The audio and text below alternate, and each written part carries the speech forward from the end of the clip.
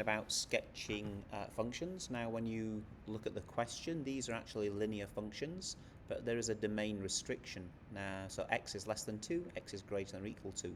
Now you can generate by hand a small table of values, right, and just plot the points, but you can actually do this in our TI Nspire. So let's go doc, insert a graph, and I'm going to put the first one, which is negative x minus 2.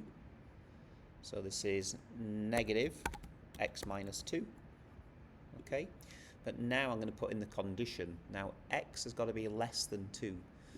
For the domain condition, oh, where did it go? Okay, negative x minus 2, and here we're going to put this little control equals, opens up this menu. This is a domain restriction given that x, my bad, is less than 2. Can you see that? So we just get a nice little bounce down here, and these are all the values x less than 2. And then we're going to go back here, and now this is x minus 2 for x greater than or equal to 2. So when we tab here, this is x minus 2, and then this will be domain restriction given that x is greater than or equal to 2. You see that? It bounces back. Then you just got to transfer that down to your paper, and of course Control T will open up your table of values. And can you see that for the first function and then for the second function, some values are undefined because the second function in pink, can you see on the screen, we can only have from 2 onwards feeding in, so that's why it looks like this.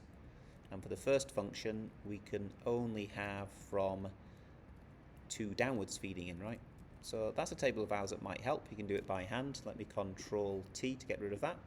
So that's the important piece. Now let's have a look at the second part of the question, is find the x values when this graph is on top of your current graph. So let's go back to here, let's go and tab, and the question was, if we just remember what the actual equation was, it was y equals x squared minus 4x plus 3, enter. Can you see that? Now there's 2 locations, isn't there, here and here, where we have intersection points. So we go menu, analyze, intersection, and it asks you which graph. So I'm going to do the this branch of the linear with the green function. Click before, click after, and there we go.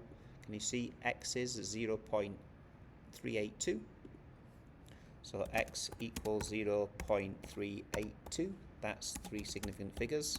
And there's a second solution, as you can see. Menu, analyze, intersection. The pink part with the green. Click, click, and there you can see. So I'm going to round that to 3 sig fig. I think that's 3.62.